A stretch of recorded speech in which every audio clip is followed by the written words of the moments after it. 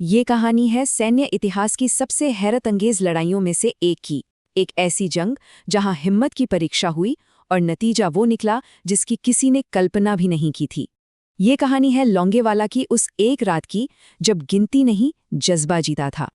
तो सवाल सीधा सा है, क्या वाकई 120 सैनिक 2000 सैनिकों की पूरी फौज को रोक सकते हैं? सुनने में तो ये नामुमकिन लगता है ना? चलिए, आज इसी अविश्वसनीय कहानी की परतों को खोलते हैं। तो बात शुरू होती है दिसंबर 1971 से।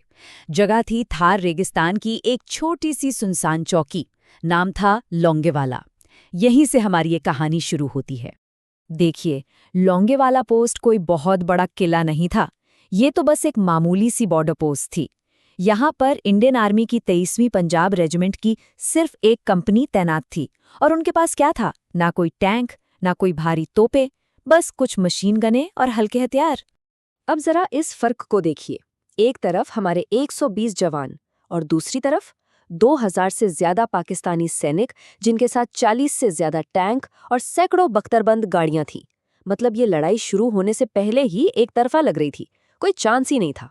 सब कुछ बदला 4 दिसंबर 1971 की रात को। भारतीय सैनिकों को दूर से कुछ इंजनों की गड़गड़ाहट सुनाई दी। पहले तो लगा कि शायद कोई आम गाड़ियां होंगी, लेकिन बहुत जल्द ये साफ हो गया कि ये एक पूरा टैंकों का काफिला था और वो सीधा उन्हीं की तरफ बढ़ रहा था। तो आखिर पाकिस्तान का प्लान क्या था? उनका प्लान था कि वेस्टर्न फ्रंट पर एक जोरदार हमला किया जाए, राजस्थान के रास्ते जैसलमेर पर कब्जा कर लिया जाए। और इस पूरे प्लान का पहला कदम था लोंगेवाला की इस छोटी सी पोस्ट को कुचलकर आगे बढ़ जाना। उन्होंने सोचा था ये तो बच्चों का खेल होगा। अब जरा मेजर चंदपुरी की जगह खुद को रखकर देखिए। उनके सामने सिर्फ दो रास्ते थे। पहला, पोस्ट छोड़कर पीछे हट जाएं और दुश्मन को भारत की जमीन पर आगे बढ़ने दें, या दूसरा, इस विशाल सेना का यहीं डटकर सामना करें। और उन्होंने दूसरा रास्ता चुना।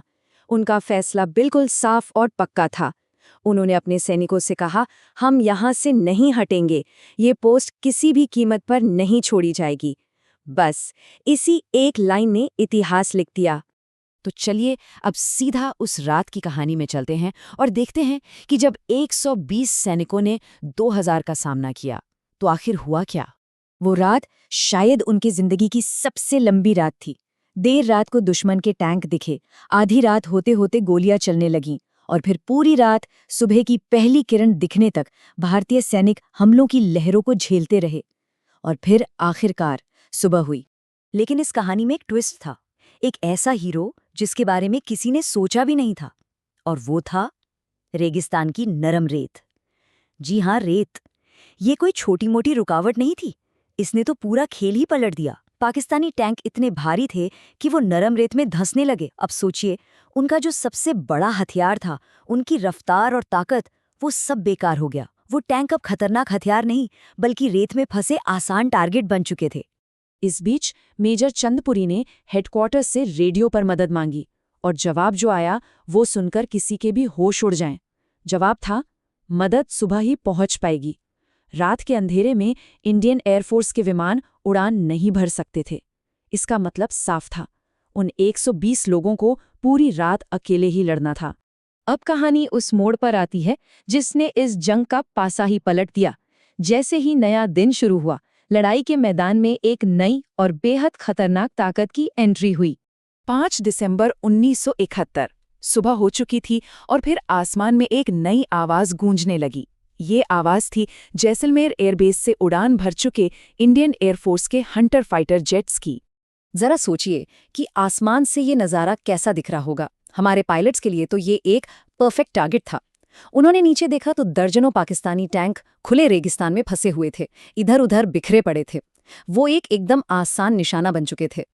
और फिर इंडियन एयरफोर्स ने जो तबाही मचाई, वो देखने लायक थी। हंटर जेट्स ने नीचे आकर रुके हुए टैंकों पर रॉकेट और बम बरसाने शुरू कर दिए। दिन भर एक के बाद एक हमले हुए।